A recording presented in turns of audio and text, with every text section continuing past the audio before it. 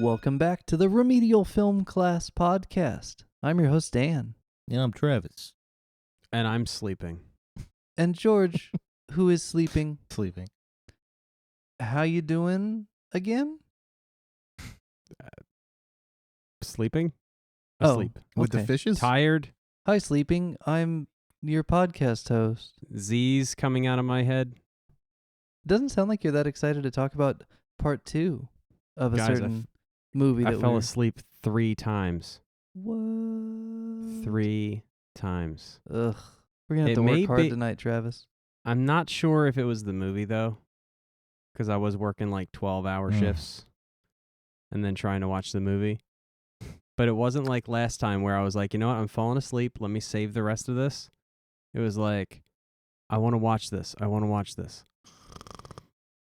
I remedied Not that good. by watching it. I got up like 4 a.m. and I watched it twice, like in 2 days. Instead of trying to get my whole day done and then sit at 11 o'clock, 12 o'clock and put it on, I watched it in the morning and it helped. Yeah. Caught a lot of things I missed. So it's a possibility. Really? Yeah. I'm a little nervous about this because I like this one more than the first one. Really? Oh, yeah. I don't. Oh. It might have just been the wrong week to watch it for me. I mean, I don't think so, though. pick a hill to die on, George. No, I don't think so, though. I think definitely Godfather 1 is like the OG original is the best so far. Oh. Well, I'd say we should probably just jump right in then and just, now the elephant in the room has been identified, had its mugshots taken, and is now on its way out the door. Now we can just all take a deep breath and enjoy the fact that we spent 3.5 more hours in this beautiful world constructed by FFC, right? Francis Yeah. Ford Coppola. Coppola. Coppola. But at the same time, I mean, it had a distinct lack of Las Vegas doctors and cavernous ladies. So was it even The Godfather? I don't know. Right. I'm speechless. Here's the thing, George. You can make a compelling argument. You won't, though, because you're too tired. You could make a compelling argument that Godfather Part 2 is essentially all the stuff on the cutting room floor from the book. That they were like, hey, here's some other cool stuff that happened. Let's piecemeal it into an interesting narrative of duality, right? Father and son on parallel journeys. Mm-hmm. You could also say this movie is just the stuff they could have left out because the first movie was so good. But you'd be wrong. Dead wrong. Because this is like the 3rd highest rated movie of all time. Really? This is like the holy. To me, this is my Citizen Kane. Like the complexity. I never saw that. Well, whenever somebody does a top 100, top 50, top 1,000, it always ends with Citizen Kane as number 1. Yeah. The critics, the people that get paid to tell you what to watch. Yeah. This movie, among movie watchers, is higher on way. This is usually like number 1 or number 2 on their list. Higher than the first one. Yes. Okay. So what didn't grab you, George? What about this movie worked the first time, but did not succeed at pulling you in? Or do we literally need to stop the show and make you watch it again tomorrow? Because I'll do it. I will pull the plug. Take a nap. I felt like the first one was a complete idea. It was fluent, just laid out perfectly. This one, I get what they were doing, like you said, by showing the father and the son and their journeys coming up. And Yeah, I get it. I think that, the coming up of, Vito. Vito could be its own movie. It's so good. Those parts were so good. Mm. Yeah, honestly, I think I really dug those flashbacks. Yeah. And to me, that's what makes the movie. yeah, and what was happening today in the movie really wasn't grabbing me. Well, it seems to me like when I was watching it, I basically was watching the rise and fall of the family. So it's like they're showing you the origins and its destiny, and how no matter how ruthless Vito was, there was a lot of ties to, I don't want to say virtues, but I guess like mafiosa virtues. Like he stayed within the lines of the virtues of the family. Yeah. His son did not. His son ran off the rails, and his son did things that are unwritten rules that you should never do. And other characters the same way. So to me, it's like I've seen it compared to like the fall of the Roman Empire. Like and they even say it in the movie a few times. They make reference to Shakespeare and the Roman Empire's falling, and like Frankie. Was it Frankie 2 Angels or 5 Angels? I think it is. Who's the guy who cut his wrists in the tub? Oh, yeah, that guy. He mentions it. Yeah. That guy. He's like the main purpose. Yeah, of the he's movie. he's the guy. He's the guy who was testifying against. Right, the guy who supposedly was killed but wasn't. And then they tried to parallel it with real life history, which was kind of cool too.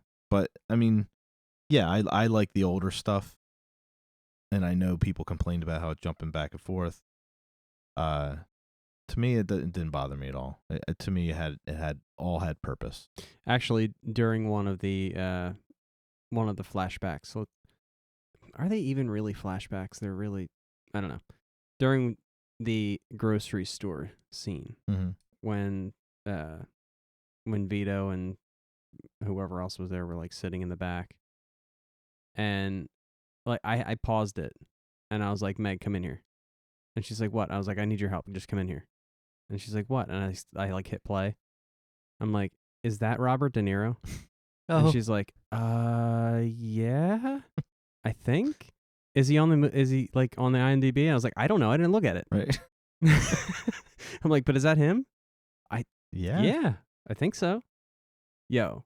One of the only times. Again, an actor that like I know Robert De Niro. Right. I know what he looks like. I've seen him in like a bunch of stuff. And I see him in this movie and I'm like, is that because he's so young, or at least he looks that way in the movie?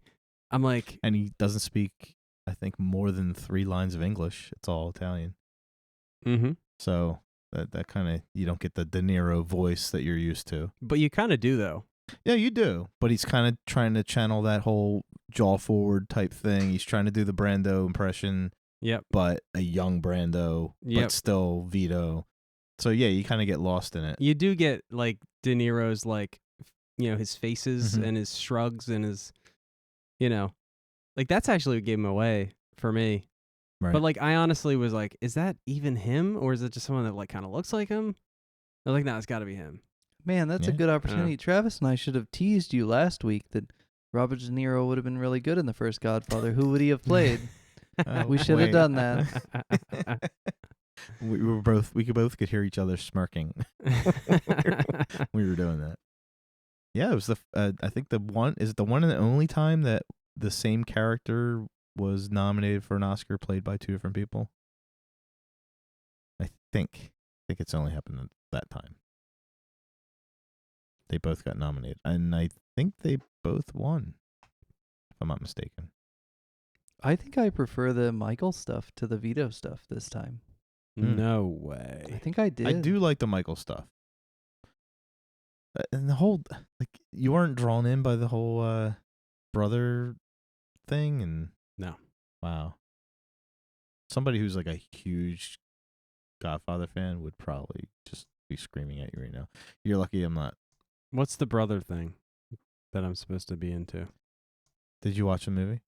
Yeah, I know. Yeah, I know. Like, Fredo is jealous because Fredo is basically the Brutus of the story. Like, yes, he complete and total betrayal. Yep.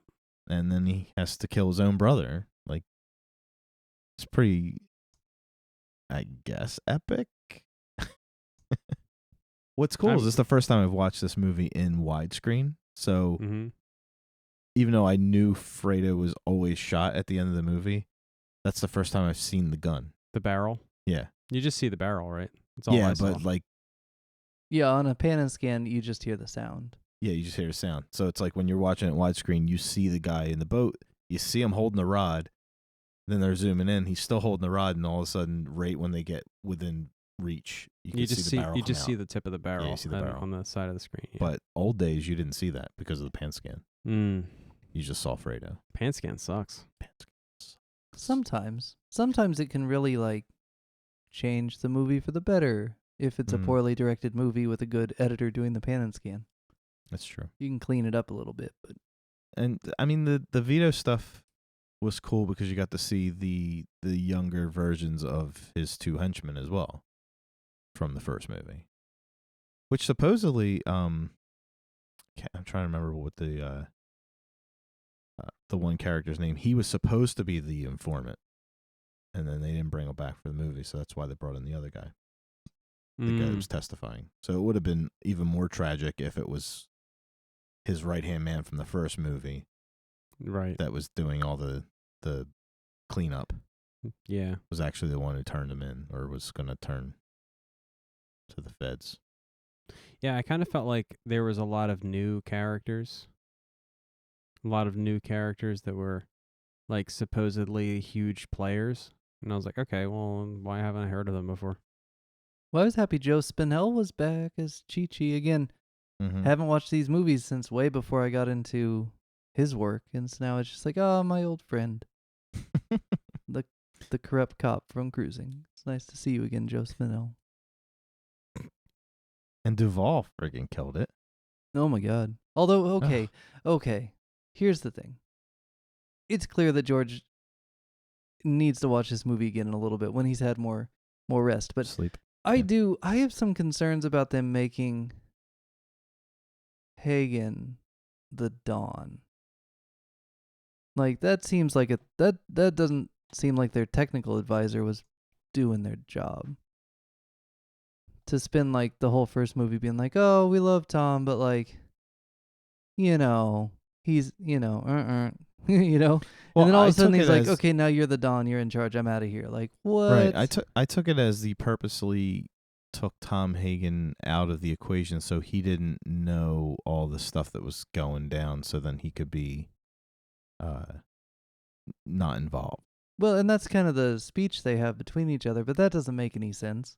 Right. I mean, if you're like in a legitimate business, right? And you're like, I'm the CEO of this legitimate business and I've got to go away for a little while, I've got to go Bill Gates my way right out of this Microsoft situation.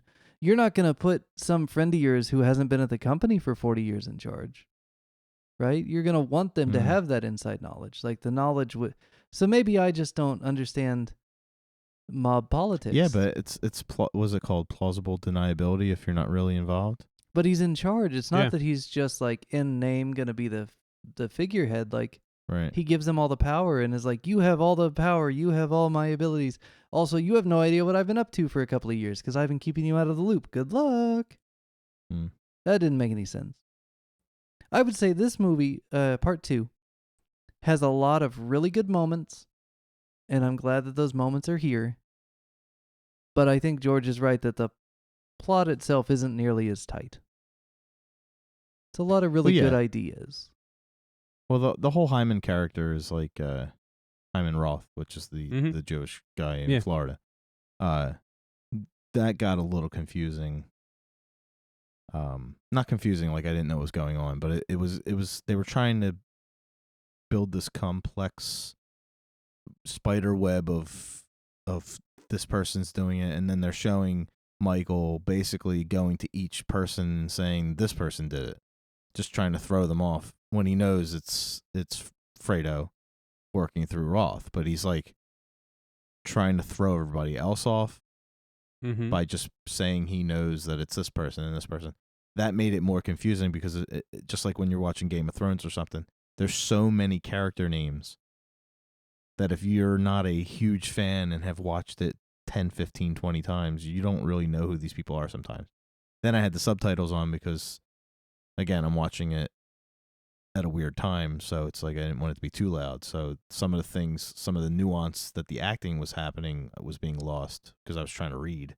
And then I'm like, okay, I know that name, but I'm trying to put a face. Like, so yeah, it did get confusing.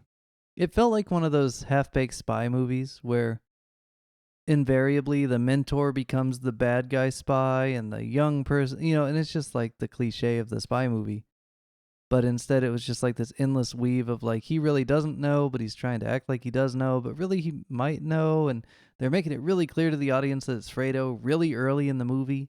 Did you catch that like real early on, George, that it was Fredo the whole time? Because they tease it real good, and I already knew, so I didn't know if it was working or not, or if I just... let me think. When did I know it was Fredo? Probably when he got the call late at night. Oh, after they shot his windows out? After they tried to kill him in the window? Yeah. No, when Fredo got the call. He was in the bed with his wife, and oh, right. And he was like, "I told you to never call me on this number," and blah blah blah, and that call. Right. And I was like, "Oh, he's involved in some shit." But I didn't know that it was Fredo that tried to kill him that night. Was I supposed to? Like when they shot out his bedroom windows and stuff? I think there was still supposed to be some confusion. So I don't know if at that point. I didn't even catch the. What tease are you talking about, Dan? How did they tease it? I probably missed it. Even from the original assassination attempt, it's the wife of Fredo that finds the dead guys. Because they're outside my door. Right. She's like screaming. Yeah. So there's your tease. Like, oh, why are they so close to Fredo? Oh, because they got killed by Fredo's guys. I don't know, guys. I don't know. There's certain things, like, there's something in the first movie that I totally missed, and I don't know if it's because things were cut out or whatever, but the guy who's the horse's head ended up in his bed, he apparently was, like, sleeping with a 12-year-old girl, and Hagen saw that. In the book. Yeah. Like, I saw. I was watching deleted scenes. No, it's in the deleted scenes. They filmed it. They filmed it. Yeah, gross. It's in there. All three references to that little girl are in the deleted scenes. So after I finished watching 2, I went back and watched all the deleted scenes, and I'm like, oh my god, what's this part? And it shows the movie producer come into the room, and he kind of gives that girl, that 12-year-old girl, a pony. Which was cut out of the movie because they cut out all the other references to that girl, which was Hagen seeing her coming out of his bedroom and her mother telling her to go back in the bedroom. So you can tell the mom was trafficking her to the producer. Like, it wasn't like he had kidnapped her. Like, the mom was compliant, which kind of added to the horse's head thing, kind of made it even better. They should have probably cut his junk off. That would have been nice. I don't know, man. That part of the book I remember, because keep in mind, it's been, 15 years since I read the book. And that part has always stuck out to me as just like egregiously ugh. And so, just like the cavernous lady and the doctor from Las Vegas, those are the things I remember from the book. And I was kind of relieved to see how they handled it in the final cut of the first one, where he mentions liking girls, but he doesn't get like specific. He doesn't say little girls, right? Ugh. Yeah. I've been spoiled by the Christopher Nolan, Stanley Kubrick kind of thing. I don't even think about looking for deleted scenes for movies of this caliber. But now I have to go back and start looking for references to my favorite horrifying subplot. So I'm going to go watch those deleted scenes. And if there's anything good, Dan in Post will catch you up right here. Nice. Oh, man. Just made him more of a scumbag, which was good. Yeah, I don't know, man. I have to say, like, I enjoyed Godfather Part 2 today. I remember thinking, like, oh, I've only got an hour left. Like, this is so good to be in this world. And I don't know. Some of it just seems like the deleted scenes from the first one cobbled together into a 3-hour narrative a little bit. And there's some really heavy-handed stuff where I was like, oh, yeah, it's too obvious. Take it back. Like the part where I felt like that too. he's cutting up the cake, and it's Hyman's, he's spreading his influence around and divvying it up for after he's gone, and they're literally cutting a cake. And at first I was like, okay, cool, they're cutting into the cake. I like, oh God, we're still doing cake. Oh, we're hit a lot of cake. Like, just, the metaphor was great, and then it was just overdone. And I was just like, this cake is dry. I can't believe only like 20 minutes into this and we're talking about cake already. Like, maybe we should skip this episode. It felt like it the was... walls were thin? No. It felt like... all right, so back in the day, Meg's brother tried to write a book. And it was terrible. Does he know it was terrible? So we're not outing him right now? I don't know, and I don't really care. Okay. Because the way his brain works is he thinks of a cool situation, right? And he's like, all right, I got to write this into my book. How am I going to get there? What this movie was a bunch of those ideas. This is a cool situation. This is a cool situation. There was like 10 cool situations. And they were like, we got to jam all these into a movie. It's almost like shooting and that's what this was. Pornography. We've got this cool house. Yeah. We've got this cool boat. Movie's done. But it's not that bad. I mean, come on, guys. It was pretty good. The ending, guys. Okay, George. No, but the scenes, like the situations, the ideas are good ideas. It's just they're not laid out in a coherent, cohesive way. And they really upped the scale, too. Like, all the outdoor scenes are all period, and there's like 1 billion people on the streets at different times. Like, they put the money into the production values. Maybe they could have saved a couple of bucks for I don't know. That scene where Vito is stalking the boss. It's amazing. The whole movie just should have been that. Oh God. Let's just that was so well done. Let the movie just be Godfather II, The Rise of Vito. Done. Like, even after he kills the guy and then he like disassembles the gun, and like to me it was perfect. Okay, let's talk about that. I do want to talk about that. It's been a while since we've talked about firearms. So I'm going to ask you guys a question as to if that was a good idea or a bad idea to disassemble the gun. Here's the thing. I think it's kind of a bad idea. Why is that? Because it brings attention to it? Well, it reminds me of a friend of mine growing up who managed through whatever skullduggery to come upon a magazine, back when they used to print those on paper, of a slightly inappropriate for children of our age. Mm-hmm. It was like his glorious little secret. He loved his magazine. He had his magazine. He kept it hidden. He loved his magazine. And then one day, the heat got too hot and he had to throw it away. And he was very sad. And I remember him telling me, oh man, my mom was about to find out I had it. So I went outside on my way to school and I tore the magazine in half, and I put half in one trash can and half in the other.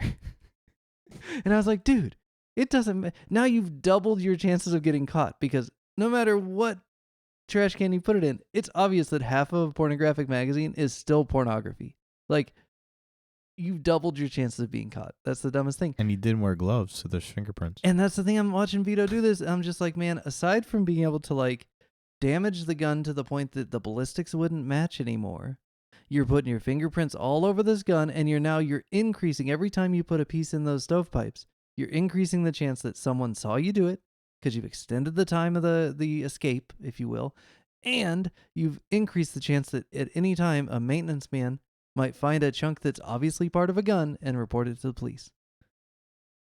Well, how were the forensics back in 1918? I was thinking the same thing. I I Probably don't not really good. think it. I don't think any of that really mattered back then.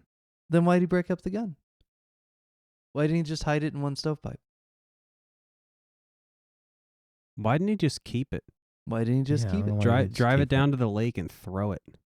So I don't know. That part, it looked Well, like they showed you how hard it was to get a gun, so I don't understand why they would destroy it. It looked like they crossed over at that moment. And it's not quite jumping the shark like you do with TV shows, but it was that moment when you jump from a realistic depiction to like somebody had a really fun idea and they just went with it.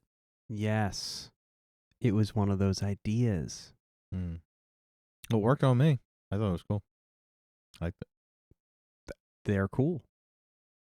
I didn't think they were stove stacks. I thought they were like more like exhaust stacks that were not really accessible. Like by sewer. people. Yeah, it could be Not sewer really pipe. Sewer vents. I thought maybe not really. Maybe a whole from gun people's wouldn't fit stoves. down a sewer vent.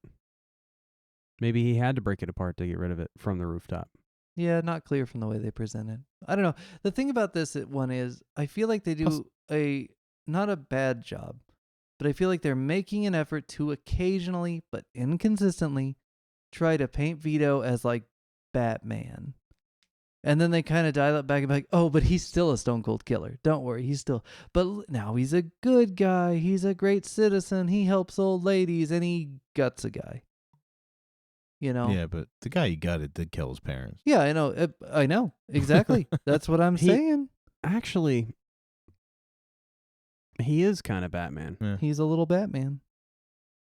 I mean, in his coming up, he certainly was. And I mean, if Batman were as old as Vito in the first Godfather, he probably would have, Pass the mantle. errand guys, teammates, a Nightwing or a Huntress who might run Batgirl, around yeah. and do the favors for him, and then with a buffer in between so they can't testify that he ever told him that. A buffer? And then when he gets old enough, he would sit in a chair and talk in an earpiece. And Man in the chair. he would just have to stay away from oranges.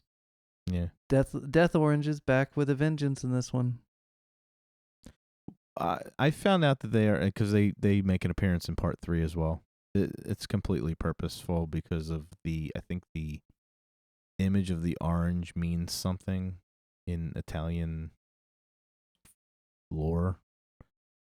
Means like, I don't know, like repentance or something. I don't George, know. can Hold on, you let me give us Google that for you. 25% of Yeah, you're the information on 25% that? percenter. Look Look up what the orange means in the Italian culture. For forgiveness, it means something. It has a. I don't think it's a thing, guys. I think the movie made it a thing. Why do Italians peel fruit? Go home, Google. You're drunk. They mean death in the story. So when you see them, that means somebody's going to die. Then why were they at the wedding at the beginning of the first one? I don't get it. Because the wedding is a symbol of death, according to Bill Burr. I mean, like that one guy does eventually get murdered, right? So, but that's the end of the movie. I don't think that orange is still murdered. apply. Well, the Carlo or whatever, the husband. They only apply to Vito. No, in this one, it was the crime boss before he got shot. The first Dawn that Vito takes out, he's eating an orange. I think it's intentional, Yes. but just clumsy, guys. They're just not consistent enough. They think they did it, but they forgot that they had an orange at the wedding. And so then they didn't want to restage the wedding because it'd be very expensive. So they kept it, and we get an orange that doesn't matter. Very weird. I did think it was kind of devastating to see Sonny back. That was nice to have Sonny back, but to see him introduce Carlo to his sister, that's a bummer. Like, that's a good emotional moment because you're just like, oh, no. Sonny did this to himself. Fredo comes back, too. Well, I think they were kind of implying the introduction of Connie's husband was the beginning of the downfall. Like they were all fine until I can't remember what his name was. Well, it could be that, or it could be Santino? that, Michael went into the Marines. Like that all happens kind of simultaneously. But it does, that last scene, that's what I wanted to talk about the end, because you get that last scene from the old timeline, which I guess is now like the middle timeline. So this feels like, It's 1985B. Right. So yeah, you're in I guess it's 41. And okay, guys. Okay.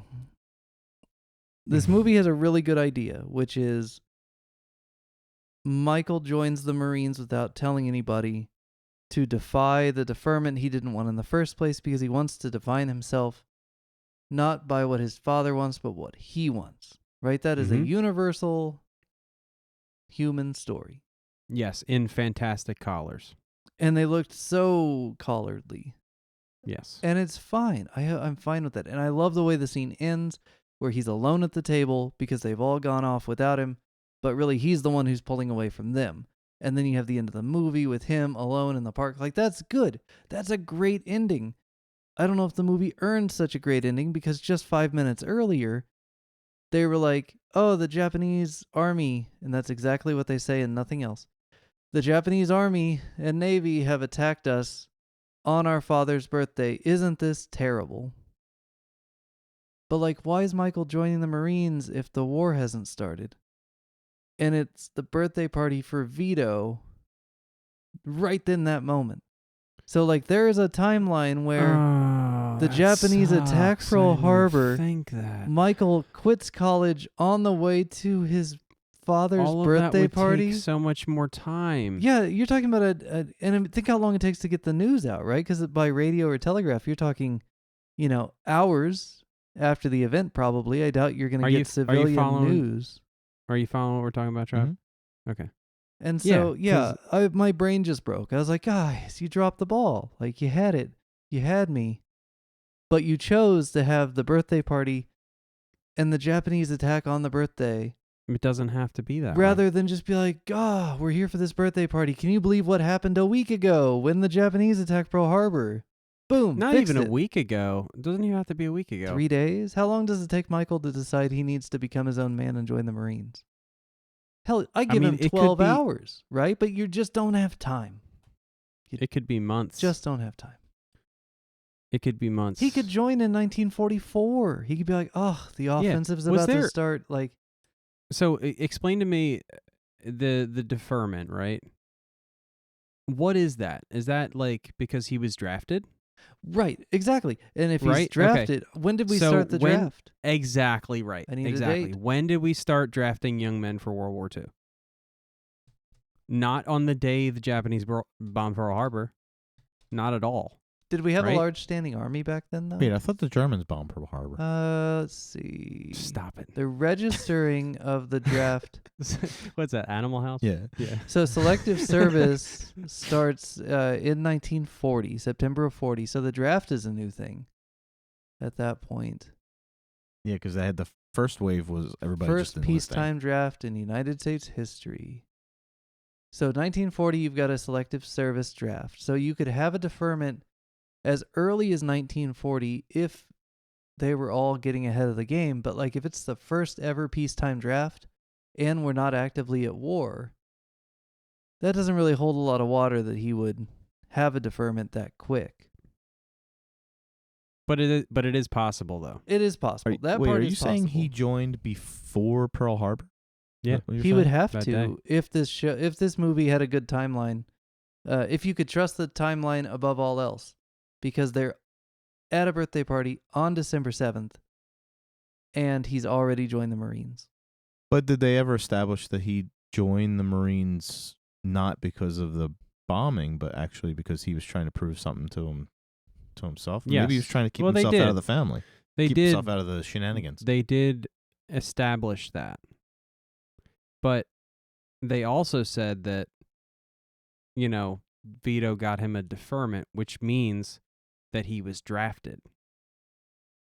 Right. I think his father wanted him to basically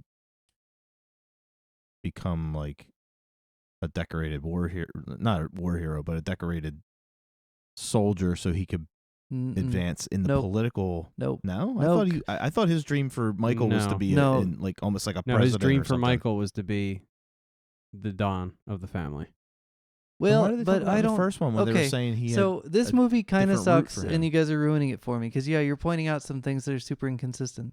In the first movie, it's very clear that Vito does not want Michael involved in the family business, and right. it's not established when he decides that. But the implication is in the first movie that Vito is so happy that one of them got out of the business and into like legitimate life. But Oh, see, I didn't read that either. I think that, okay, this is the only way this is possible. Michael joins the Marines. just for the hell of it. At this point, Vito wants Michael to be involved. Yeah, because he sees in Michael the ability to be whatever. Politician, somebody He's- on the inside. That's Right. why I looked at it. Like somebody who could be electable. Because his other Okay, son so is who's like a going to run the hothead. family? Is it Santino? He's already Vito's already said Santino's a hothead. Right. Right. But he doesn't say he was a And bad Fredo- Don until he's already dead. So he was And giving him the chance. Okay, and Fredo isn't that bright, Right. and Tom isn't Italian. Right. So it's got to be Michael. Right, but the way I read it was because they talked about how Vito had these different elements in his pocket, basically these politicians, these judges, whatever. So he was going to turn one of his sons into a boss, one of his sons into a Politician, like one the of Kennedys. his. Yeah, I read it like the Kennedys. Okay. See, now that ruins the whole first movie for me. If that is what they were going for, because I always read it as he was hoping to, like so many people who are involved in these kind of, extra legal situations, especially in families where Such a polite way to put it. Yeah. The idea being that, I will do this with my life so my children don't have to. Right. And so that disappointment on his face when he finds out that Michael's the one that killed the captain and Salazzo, right? When he killed what was his Dick Handley or whatever that Dick's Handley. When he killed Dick's Handley in the diner in the first one, his disappointment, I always read that as like, oh no, the one who He's could have pulled been in. legitimate is now stuck in here. It's like I think that was still read correctly. I just think he had better thoughts for what Michael was going to do in the Okay, future. but so it's just again- so cynical to be like, oh yes, yeah. this is my best son. He will give me political access for my family to get into the Yeah. Senate. Like you're already in the It's sad, Senate, isn't it? I don't know. I don't know if I'm ready to like No, sell I Vito up the didn't- river for that. I didn't read it like that. I didn't read it like, oh no, my son who is going to be this is going to be that. Like, I didn't read it like that. I did read it like a road to perdition kind of Mm-hmm. storyline where it's like, no, Vito, you weren't supposed to get involved. I wanted you to stay innocent. Is Michael. Right. and not for not for family reasons or business reasons. He just wanted Michael to be innocent. Right. Because I believe that. I don't think he had ulterior motives where he wanted Michael to be a politician so he could use him. I think this is a beautiful storyline that wasn't really developed. I think that Vito,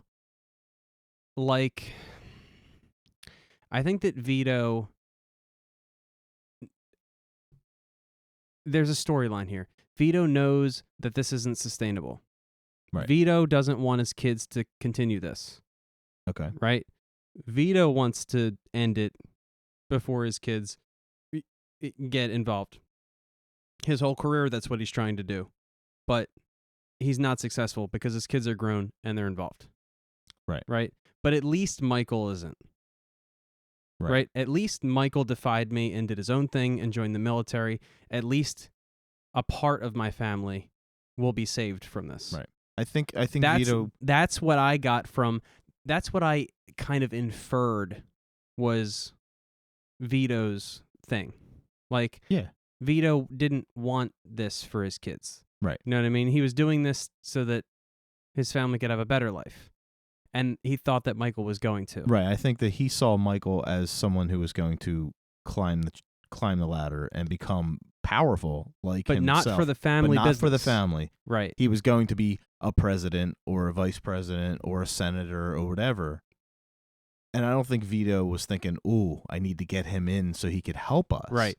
I think he wanted that for Michael because it's still a powerful position, but it's legit. Right. And it's something he could be proud of as a father, Right. that I did this, but he did that, and that trumps what I did. But none of this is actually written in there. No. Which may be a good thing, Yeah, man. though. You know, because I think it's one of those things where, like, maybe if they tried to do it, it would end up being too on the nose, and it would just, like, wouldn't be right. Right. You know? But then again, we have all this confusion at the end of this movie, which I don't know. Just forget about this movie. I kind of like the first idea one. that, like, Just I don't go know, back to the first one. Just leave it. this movie leaves me torn because I love the idea that Michael, the one who should have been out, is actually the best one at it, and it's like his destiny to actually not only take over the family business, but actually, like, somewhat legitimize it, you know, take it on that next step toward legitimacy, which at the end of the first one, it's really like, okay, we're in Vegas now, we have actual businesses. Maybe my kids will actually be fully legitimate business people, and we did it, right? But then in this movie, he is so overmatched at so many times, and it's like, it's an interesting move to be like, okay, he was great at it, and then the world changed, you know, and that's cool. That's a good idea. I like to see that explored. But I don't think they committed enough to it, because you could make a compelling movie where it's like, this guy is the best of his generation, and now it's 10 years too late, and Cuba's fallen, and the Justice Department's up his butt, and the Senate's looking into it, and all these things. Like, you could really make a thing. And instead, they just kind of like, oh, hey, he's got to do the same thing as last time, only now he's got to kill a second layer of people. Third best movie of all time, IMDb? I don't know. The DVD looks better, though. The Blu-ray, it wasn't nearly as compressed as the first one, so let's get those 4K remasters going, Paramount. Come on. 50th anniversary next year, so we'll probably get them. Travis is disappointed.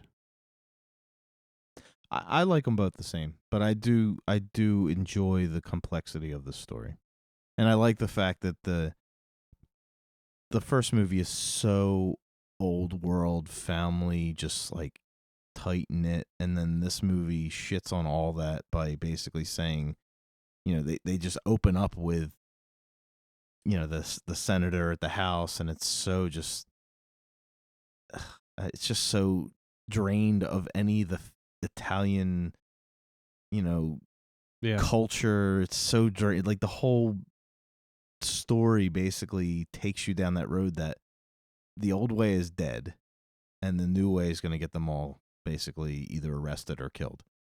And he's so good, like Dan said, he's so good at this that the only way he's going to fall is basically from his own family. That's gonna burn him from within, basically. Well, and it does parallel the fall of the Roman Empire in a lot of ways, where it's like, we've got a set way, this is how we do things, but we can't adapt to the world as it changes around us. And that's a good story to tell.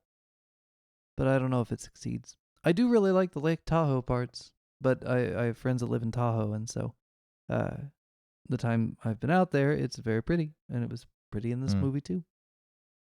So that was cool. I was like, hey, Lake Tahoe, I know that place.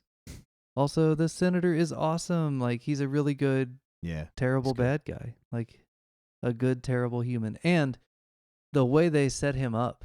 Like every senator. Like, geez Louise, guys. Yeah. That might be the most foul, like, setup I've seen in a movie. Like, where they set it, you know. Yeah, he just wakes up and she's gutted in front of him. That was great. That was, woo. That and Kay telling him that she killed his child, man. I thought he was going to kill her right there. And I've seen this movie. I was waiting for him to kill her. But again, in the subtlety, the Coppola Pacino subtlety, you know, when he walks over and he just shuts the door in her face, that was, it's not equal to killing her, but damn. Because you thought he's just staring at her. He's gonna either punch her in front of his kids, or he's gonna have her whacked. And just that slamming to the door. I don't know. I think he probably should have killed her. And generally, I'm Just not to a play his person to character. complain about what I'm about to mention, but I did today think about certain people who also were on this podcast who always complain about the current climate, and woke culture, things like that, where today a lot of our media is, with a certain an agenda, right? Mm-hmm. Certain remakes of 70s slasher movies that take place at Christmas, right? Recently, maybe for some people had too much of the modern political discussion in it, maybe to be Mhm. like a palatable movie experience. But this, when the abortion part comes up in this one, the first thing my, voice in the back of my head went was, oh God, it's the 70s. You got to have an abortion. Right. I think what I heard was it was like on the fly decision. He was supposed to it was supposed to be a miscarriage. But it was the 70s, and so we've got to have an abortion in here. Yeah, but the way I heard it was more like it would hurt him more. Well, and it should, because, but still, like, I don't know. It's a weird thing, and I don't care in the end, No. It's not it doesn't politically offend me that in the 70s, as a nation, when we were working through Roe v. Wade, that a lot of movies, as part of our, like, dealing with it, have an abortion in them. It's just weird I for never a even movie. took it as political, though. When I heard it, I took it more of and of someone. I mean, I'm the one you're talking about. So I never even took that as a political statement about. I didn't even think about Roe v. Wade. I just took it on a personal level.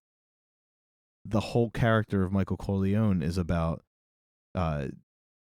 He's murdered a lot of people, and he's whacked a lot of people. He's aborted a lot of people, and then what she did was, because his first question to Hagen was it a boy? Mm-hmm. She whacked any chance of another one of his children taking over for him. What would happen to someone who whacked one of his sons? Right. And I didn't take it for anything other than she was getting at him. Not really. I never thought political. Well, and here's the thing. Until you just said that. I'm not saying at all that The Godfather Part 2 is taking a stance. But I'm saying that Godfather Part 2 is shot the year after Roe v. Wade. And there is a series of movies in the mainstream in America made after Roe v. Wade and slightly before that, like, have these kind of ham-fisted, kind of attached at the last minute abortion storylines that don't need to be there, but, like, very much in the way that I think this needed to be there. But it didn't have to be there, man. I think it did, like, though. they added it and it worked, but it didn't have to be there. I look at it as it didn't go far enough. Oh. I think that his reaction was a little unexpected. I thought he was going to lose his shit. I thought she was dead when she said it. Well, she probably is, but they just don't show it. Here's why I think it's necessary. Because without it, the betrayal is just, I'm leaving. Mm-hmm. Right? Big deal. Go. Right? Mm-hmm. Big deal. And it also puts she has to be dead to him. Right. Right? Ooh. And that's why I feel that it's necessary. And I mean, yeah. I mean, that's fine. I also, I feel like it didn't come across political because, if anything, the abortion it wasn't glorified. It wasn't shown in a good or bad way. No, well, it was a bad way. But I mean, it wasn't in like an argument type situation where they didn't sit there and go back and forth about, I'm the father, but like they didn't make it anything other than it was her decision to get at him, not her decision as a woman. I don't think she did it to get at him either. I think she was being honest when she said, I wouldn't want to bring another one of your sons into the world. I think that was the truth. She didn't want to bring another mobster into the world. She didn't want to be responsible for another mobster. Right. I think that was the truth. But here's the thing, And- guys. That's not the way it goes in the book. There is no abortion in the book. The movie is obviously made not. the year of Roe v. Wade. It's released the year after. And I'm looking at an interview here. I get I it that know, it doesn't. But it's I just, get it that it's not in the book. You don't think it needs to be there, but I think that the fact that they added it, it actually makes the movie better. Right, and it does add layers because that actually makes Hagen complicit. Hagen Does it though? Does he know? I think he knows. So who would have taken her? Because she was confined. She was confined to the compound. So basically, someone I had don't to think take Hagen's her. complicit. It does add a little Hagen mystery. would not do that. He couldn't. But when he told her it was a miscarriage, they leave it open for your interpretation of whether he knew it was or not. I don't think it's possible that he knew. but he was looking at other offers and wasn't telling Michael about every offer that he was turning down. So Actually, maybe he knew. maybe it was his baby. I mean, if we're maybeing, It's true. Maybe he Maybe. knew, but he didn't do anything to stop it. I don't think he drove her. That Well, no, but, I mean, would be he would be dead too. they had already established that she was not allowed to leave. So someone with power had to take her out of there. Someone. Unless the doctor came to the house. so you want to hear something funny? That'd be weird. Yeah, what? So, in this article from IndieWire, it's got a quote here from Coppola saying, actually, it was my sister Talia who came up with that idea. Coppola writes, I loved it because it seemed symbolic, and the only way a woman married to such a man could halt the satanic dance, continuing generation after generation. Mario wasn't sure about it, but he let me have it. So the author didn't put it in the book and actually wasn't really on board with it, but let him have it. But like, it's that thing where like they're making a movie. It's 1973, and his sister is just like, hey, this is a thing we're all dealing with right now. Let's put it in your movie. And it's like, but this movie takes place in 1960. Like, I guess it's just, I don't know. It's a hot button issue. It's just an interesting relic of a time gone by. Not It's to go a little more strange, movie but of its what, time. since you're Googling, what year did Dirty Dancing take place? I've never seen Dirty Dancing, dudes. Really? Yeah. Well, there is a Something tells me you're not missing nothing. no, it's a good movie, but there is reference to an abortion, and it does take place pre-60s. I mean, people have been getting abortions since the dawn. Yeah, of so time, I mean, so. it does come up to where it's 1963 was what is when the 30 movie takes place. Dirty Dancing. Storyline Okay, in so- 1963. Francis so it's the Baby same Houseman. thing. Ugh, guys. Ugh. I mean, I've heard the line "nobody puts baby in the corner" or whatever, and that is a funny thing to laugh at. But when I actually have to see it written out that they call her baby, ooh. Only her dad calls her baby. Man, Her name's Frances. Francis. Would you call your daughter Frances? Can we watch Pee-wee's Big Adventure instead? Dirty down. Dancing's not for our podcast, but it's not a bad movie. It's not. I'm gonna watch it. I mean, I Just so guess that I can shit on it. what we're watching next is Dirty Dancing. There Dirty you go. Dancing. Because it has the A in it, and it's not political. Actually, it's more political in The that A. movie. Yeah, it's more political in that movie than in this. Grease does it too, but I think that was actually in the stage play as well. But I don't remember when the stage play was written. So, yeah, I'm trying to. The reason why I'm thinking out loud is I'm thinking of the movies that you were referencing, that were mainstream movies were referencing abortions after Roe v. Wade, and I can't think of that many of them. So, anyways, I don't think it was political because you kind of cut me off.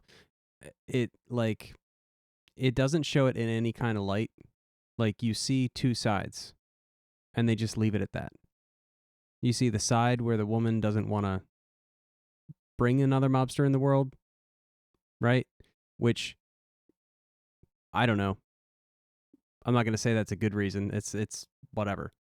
That's the one side, and then the other side is, you killed my child.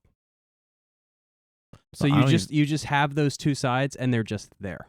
And I don't even take it to that level. Like, There's no like commentary on it. It's just that's what it is. He's not saying you killed my child. He's looking at it as a narcissist. You killed my future. Like, he wasn't even caring about the child. He was just caring about the fact that she made a decision to end a bloodline that would continue his. That was his. Well, and here's right, why but this he is didn't stupid. care about a child. Here's why this is a stupid thing to add to the movie, okay? If this was his first and only chance at a son with her, then it is like this, Henry VIII level, like, royalty bloodline. Dude's got a son already. Like, yeah, he'd have a second son, a redundant extra son. A henchman. A redundant son. Well, Right? There's Sonny, and there's Michael. Right, but I mean, well, he might get a Fredo out of it. Maybe she He saved might him get the a Fredo. trouble. Here's the thing. It's the kind of thing that if they were planning on it from the beginning, they could have built this up to be a really powerful moment. But because they never thought about it in the previous script, because it wasn't in the book, and because they didn't think about it until they were writing this movie and they were looking for a better end for Kay, like, Again, I'm not saying it was a political stance in the movie. I'm not saying this movie is trying to be political. I'm saying this Right. movie I was gotcha. made in 1974, so everybody's talking about it. It's on everybody's mind, and so it's like the first thing they think of to give her a tough girl exit. But like, she's already got one. What's she gonna do with her son now? What's gonna happen to Anthony? right. I don't like it. No, I think you're right. I think that the way you described it, him not having a son yet, would have been even more Yes. impactful, and that's how you Yes. can tell it was just thrown in. Yes, that would have been. But I still think would have been amazing. I still think it makes it better. But again, I mean, Michael aborted Fredo, so I mean, it's like It's true. A lot of people got aborted yeah, in a this lot movie. of abortion. Well, and going it on, just so- goes against this whole thing of like people can get better generation to generation. It takes away all. I don't know. I mean, maybe it's a reflection of her cynicism, having, seen Michael fall back into it.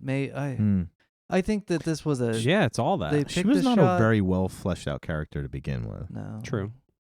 I mean, even in the first movie, she really to have Diane Keaton and not use her to her best ability. They just kind of, I don't know. They never really gave her much meat. So that was like the only scene where she really had some stuff to chew on. Right. Wow. This movie's bad, guys. Did you ruin Godfather 2 for me, George? Maybe. Yeah. I enjoyed watching it, though, and I'll watch it again, maybe sooner than 15 years from now. Maybe. God, you know what I did, though, guys, just to make it better for me? I double featured it with Robert Altman's Kansas City. Let me tell you, that movie sucks. That's a sucky movie. It's slow and poorly developed, and I don't care about any of the characters. And what is Jennifer Jason Leigh doing with her face the whole time? So I came out of Kansas City thinking, oh, Godfather 2 is freaking Godfather 1. And now I realize, like, oh, yeah, there were a lot of little issues that just, Apparently, I there's can't like believe that this movie is rated higher than the first one. I It's cannot believe the that. same, essentially. it's the same. Basically, this is rated one of the best sequels ever made. There is no Better than the way first. on God's green earth this is better than Kill Bill 2. Or The Dark Knight. Or The Dark Knight. Or Terminator 2. I never saw that. T2's awesome. Silent Night, Deadly Night 3. There's no way. Yeah. Where we get such Is this where I say such, Predator 2? such gold. Hey, Predator 2 is like 30 minutes of an awesome movie. It's so good. There's no way. There's no way that this movie is I would like to see as good as the first. someone who's actually a huge fan of this movie kind of talk to you about it to see if they can bring you around. Because Okay. I'm not devoted enough to this franchise and these movies. I just think it was. I enjoy the acting. I enjoy a lot of the cinematography. There was a and lot that I enjoyed about it. Yeah. There was a lot that I enjoyed about it. I'm like, don't get me wrong. It was a good movie. It was good. You're offended that someone would say it's better than the original. Yes, Okay. absolutely. I hear you. No way. And I'm sure there's a lot of people that would agree with you. Not a chance. But there's a lot of people that put this movie up as their number one movie of all time. Okay. Not their number And one They would be gangster wrong. movie. They would be wrong. Right. And that's fine. It's a free country. Last time I It's checked. just like when I talk about Predator and Dan's like, it's a guy in a suit. And I'm like, it's one of the best designed creatures on film. Nah, it's a guy in his suit. We could go back and forth. But yeah, in the end, sure. it's opinion. where do we go from here? I mean, it's like Well, here's you the thought thing, Godfather dude. 2 sucked. Here's the thing. We watched. I didn't think it sucked. I said it was a good movie. Not as good as the first. I We didn't- watched That's Monster all. Squad. So, did you know that they really did have Senate hearings on organized crime in 1963, just like on Yes. this? I didn't know that. 63? 63, just like in the movie. It's just instead of Yeah. Michael Corleone, it's Joseph Valachi. Well, it's fun. It's weird in a gangster movie where they actually get real. Like I remember in Goodfellas, like the first hour and 20 minutes is awesome, and then when it gets to showing the 80s it's kind of a downer. It's like all these guys are just losers now. I saw Goodfellas a very, very long time ago, and I don't remember anything about the movie, but I remember how it made me feel. Should we watch it? Ugh. I remember how it made me feel too. You didn't like Goodfellas? I don't know. I mean, I watched it a long time ago, but it wasn't on this level for me. I don't know. You know what I would do? It's kind of like Full Metal Jacket for me. What? I liked it. I love Full Metal. I Yeah, like- liked it a No, lot. I'm saying like Oh, the you two know how when you movie watch thing. Full Metal Jacket, it's Gotcha. like two movies. Yeah. I got you there. Are we talking about this movie or Goodfellas? No, Goodfellas. Like I Okay. could watch the first hour over and over and over again, like My Cousin Vinny. Right. But the second, I'm kind of like, if I'm feeling it, maybe I'll watch it. Now- see De Niro. Travis, have you ever seen the cut that I think AMC puts on every now and then of Godfathers saga? 1 and 2? Yeah, the saga where they mix the first two together chronologically. I was gonna bring that up because it might help George a little bit. I've never watched it. I'm interested now, having Yeah. seen the movies enough now that like I'm ready to do that. 6 hours is a lot to ask of me, but just to watch it chronologically once, I think I'll try. But it's like it's recut, right? It's told in chronological order. Yeah. That might be worth a look see. But it might take away all the cool duality stuff. Like, I Yeah. don't know. That's kind of important. If without that, the second movie is way less. You know, it's even lesser than Yes. George thinks it is. Like, if they take away that. So, I don't know. I'll try it at some point. But George should be aware that the duality is exists. cool. The Yeah. duality was cool. But would you watch it chronologically, George? Would I? 6 hours, 25 minutes or so? For pleasure? No. As a school project? Would I watch The Godfather again for pleasure? Yes. Yes, I would. Will I pull up clips of parts of this movie on YouTube just to rewatch because it made me feel a certain way? Yes, I will. Will I watch Godfather 2 again? Maybe at some point in my life. I got a lot of years ahead of me, hopefully, but not on the regular. So I guess Godfather 3 is out of the question. I don't know. Is that any good? It's in there. No. It's in there. There's a lot. It's the same as this. There's a lot of imagery and scenes that are good, but the 2 or 3 bad things about this movie are bad. Okay. Unforgivably bad. Yeah, I mean, there's no Tom Hagen, Well, then let's not bother. and Scorsese's daughter is in it, and she should be in Clerks. So But she's a good director. That's Sofia she's Coppola. an amazing director, but not a good actress. There's a reason she's a director now. And it kind of tells this. It kind of tells the story that we're talking about because none of Michael's kids really become bosses or involved. It happens to be his nephew. Oh, I haven't watched it in a long time. Andy Garcia, I believe, is the son of Talia Shire, of Connie. So I think he becomes like the Sonny type character. So he's a hothead. Or no, he's Sonny's child, grown up. Andy Garcia. No. So he. Oh no. Yeah, He has that uncontrollable anger. Yeah. rage. And it's weird. Like Joey Montaigne, is that his name? Joe Montaigne. He plays like a badass boss, and I can't see him as a badass because he's played so many comedic roles that I just kind of thought it was funny to watch him try to play a badass. But I mean, it's part of the trilogy. Yeah. It shows Michael legit ish. It's not supposed to be a trilogy. It's supposed to be one story and then a coda. Hmm. But yuck. Part 3. But yeah, she ruins it. Apparently, Winona Ryder was supposed to play that part, and that Maybe- probably would have been a lot better. That would have been so Maybe much we better. can reach out to Peter Weller and he can change my mind. Yeah, right. I have 2 ideas for where we should go for our next episode. Travis, do you want George to take off the cans, or should he be involved in our discussion? Or should we let him pick? Why don't we let him pick? Ooh. Wow, we never did that before. I like this on the fly shit. This is new. Okay, this so is new and different. Here guys. is where we're going. And George, I'm going to let you choose your path, right? Down path number 1, behind door number 1, Don't tell me the name of the movie. I have a movie that would have nothing to do with the Godfather movies at all. But Okay. it would have to do with discussions we've had previously on previous episodes. It would connect to movies we've seen before and haven't yet watched. And it would be controversial at the time and probably still today. And also just recently had a re-release, so it'll be in the zeitgeist a little bit more. Okay. Door I don't know number what that is. door number B would be connected very much to what we just went through with these last 2 movies. However, not directly.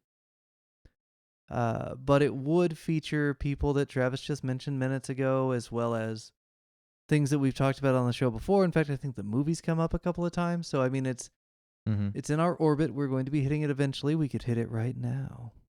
I'm curious about what A is because I don't know. I'm trying to think of what it is that we've discussed that fits that description. Do you know what these 2 movies are, Trav? I know what the second one is, but I don't know. Maybe You don't know number text A? it to me. Number A is. I'm gonna check my texts to see if he sends me number A.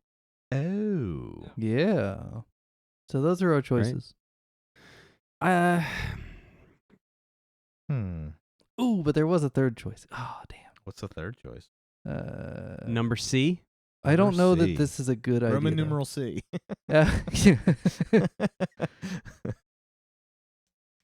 Yeah, I don't know. The thing is, after what we've heard from George, I feel like the C would be piling on a little Mhm. bit. I don't think in a good way.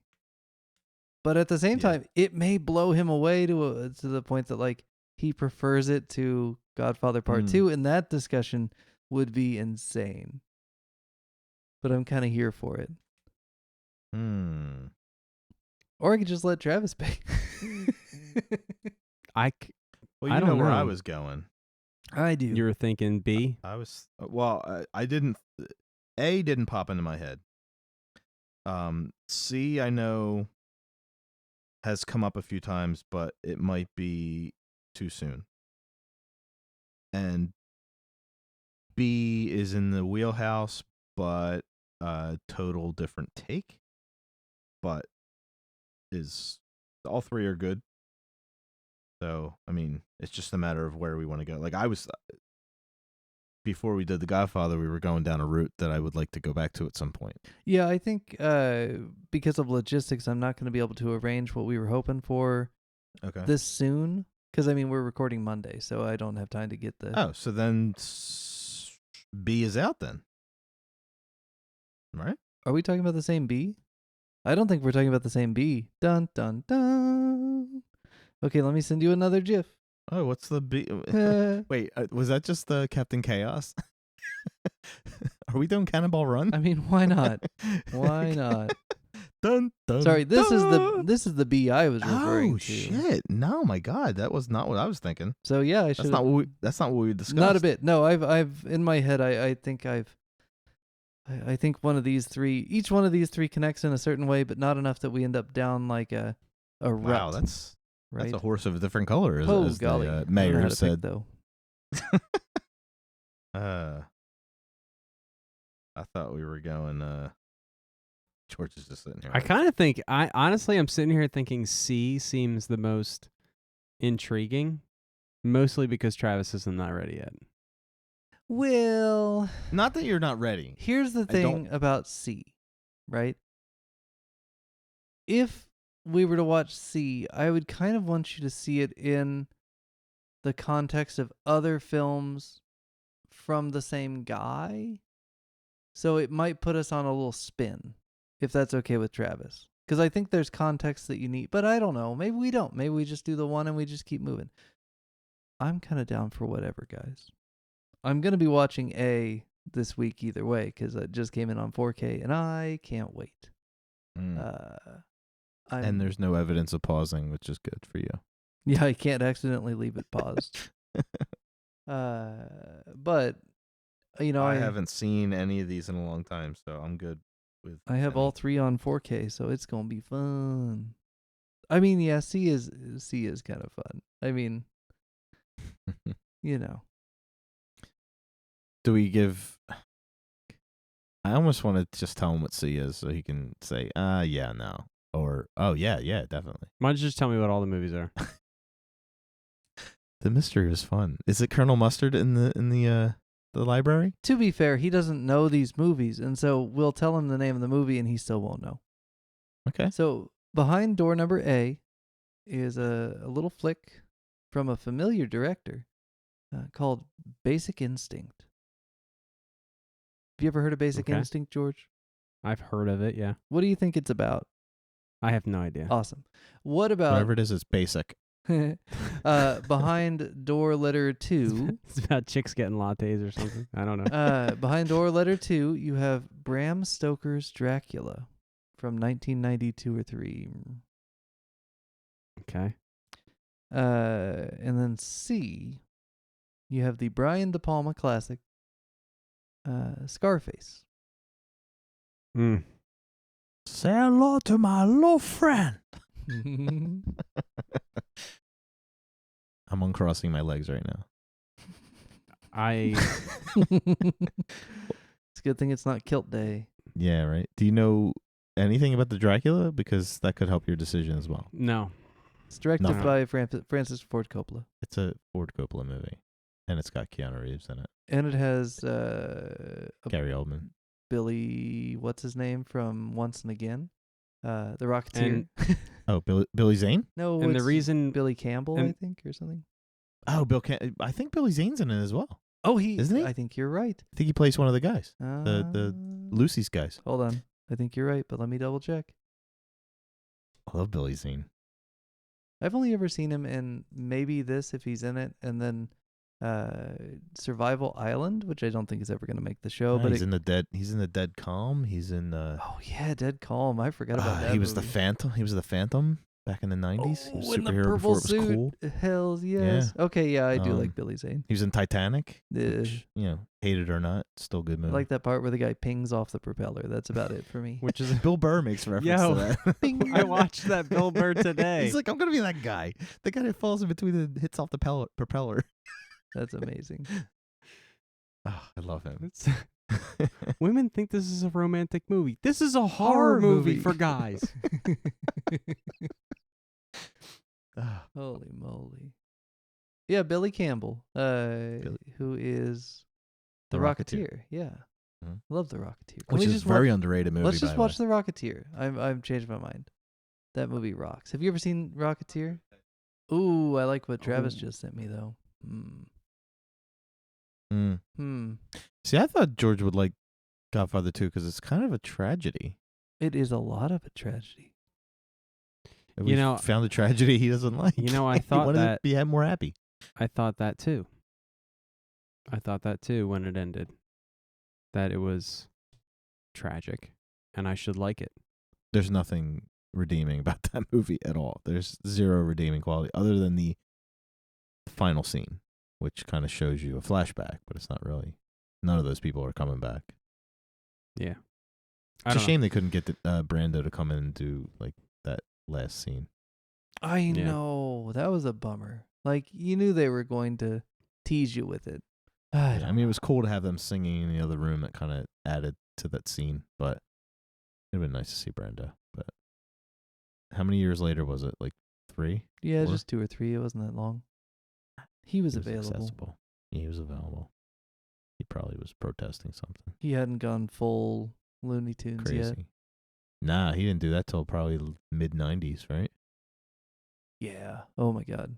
Island of Dr. Moreau. Like, Yeah. ugh. I think he did a movie like The Freshman, I think, with Matthew Broderick. That was probably the last time he was not loopy. All I know is if George ever watches Last Tango in Paris, the next time his wife's making Christmas cookies and needs an ingredient, he's going to giggle. And she's not going to know why. So what are you feeling? A Pacino at 11? As a Colombian drug lord? He's like Puerto Rican or something. I don't know. It's very... No. He's Puerto Rican in a Colombian drug cartel or something? I don't know. At first, number C was what I was leaning towards. Okay. And when you told me the titles of the movies, number C is what I got most excited about. Okay. But I'm actually thinking, because numbers A and B have been mentioned so much, and I know how you guys feel about them. Also, do we throw D in there just to screw him up? Scarface is like, you're also saying that this is like kind of something where you have to see you don't bunch have of stuff. to see any other De Palmas, but it's like, in my opinion, one of the weaker De Palmas, even though it's super popular. So if you watch Scarface and hate it, I'm going to feel obligated to show you good De Palma so you can see. Okay, so why let's I not like that do guy. Scarface. Let's just not do that. The only thing about Scarface is that every rapper on the planet idolizes this man, this character, this movie. Like it's like their Godfather for some reason. Like they have two movies. Every guy in my dorm had a Scarface poster for some reason. Right. Except me. I had an A10 Warthog because I'm a geek. Do we throw 4 in there to see? I think D is your choice next week, no matter what. Okay. So no matter what he chooses this week, next week he's getting the D. Okay. Oh my! Oh my! I'm doing the other GIF of the black guy going, "Oh, God!" Did you ever see that guy? Where he's like, "Are you talking about Titus from The Unbreakable Kimmy Schmidt, Titus Andromedon?" Anyway, I don't know if that's who it is. All right, so Basic Instinct or Bram Stoker's Dracula. Did I say that right? Yep. Bram Stoker. Okay. I don't know, guys. What do you think? I want to go Basic Instinct, I think. And I don't want to tell you all the reasons why, but there's a lot of reasons having to do with our podcast that I think will pay off with you realizing, like, oh, I should have thought about that when I watched the movie. It definitely ties in, and it would introduce him to Michael Douglas, which is good. So you've already met Sharon Stone. Let's do that. Because Dan wants to do it, and also I've heard Basic Instinct come out of your mouth multiple times too. Whoa. So I know that this is an important movie. Let's watch it. Number A, please. Oh man! All right, Travis. Do you realize we've now done more Verhoeven movies than I Spielberg wasn't going movies? to tell him it was a Verhoeven movie. Oh my God, I can't believe it. Hey, remember? You know what was a really good tragedy though? In this kind of same vein, almost. The movie Blow. Have I ever seen Blow? Is that Val Kilmer? I think I've seen that one. No, it's Depp, isn't it? Yeah, it's Depp. Oh, then I haven't seen that one. I'm thinking of something else. Oh man, you gotta see that. I'm not a dude. Johnny Depp fan. I have one That movie of doesn't his that matter. I really like. What's Eating Gilbert Grape? No, Pirates it's of the Caribbean? it takes place on a small suburban street. Elm Street? Hell yeah, man! I like that movie. That's not really a Depp movie. I know, that's why I like it. Okay, that's like saying Friday the 13th is a Bacon movie. Yeah, exactly. That's my favorite Kevin Bacon movie. So it's there you go. Oh, stop! He's done so many good movies. Yeah, he we was could do a in, whole season on him. Super. Have you guys ever seen Super? That's real good. Murder in the First is a really good movie. I don't know if you ever saw that. I don't know. Super Hollow Man is good. yeah. It's Invisible Man remake. Dan, you need to see Blow. All right, I'll put it on My my dude. list. Well, George, I think you know what you're up for next week, although you have no idea what you're getting into. And it's too bad he told you it's a Paul Verhoeven movie. Dang. I don't even remember I don't who that think is. Oh, He's good. in it, Okay. so. Then even. All right, rock and roll. Okay, so we'll see you here back in a couple of days for Basic Instinct, whatever that is. And also, happy birthday, Peter Weller. It's his birthday today. Oh, is it? Happy Yeah. birthday, Peter Weller. Thank you for finally convincing George that at some point he has to watch RoboCop again and enjoy it. No, should- RoboCop is good. Damn right. It's good. Yay! I was wrong. It's good. We're doing the Lord's work We here, can't say guys. we did it. Peter Weller did it. And so convincingly, too. It took him 5 minutes. Hey, this is Dan in Post, and I'm not going to have to point out that George just brought up RoboCop after saying he doesn't remember who Paul Verhoeven is, do I? Am I pointing that out, or you already got that? Cool, you already got that. Anyway, thanks for joining us on the Remedial Film Class Podcast. As always, you can find us on Twitter and Instagram at Remedial Film Pod. You can find us at facebook.com/Remedial Film Pod. And don't forget, we're on your RSS feeds like Apple Podcasts and Spotify, but we're also on YouTube, so either way, we got you covered every Wednesday. We'll see you next week with Paul Verhoeven's Basic Instinct. I'm phase number 2 in a 12-step program to get butt work made, by the way. Just to let you know. Butt yeah, work? butt work. I have a couple of theater people I've been talking to that we made. Butt work. Oh, hey Kevin guys. Smith Speaking told me to call of, my remake Speaking of Oh, butt work? butt work. Okay.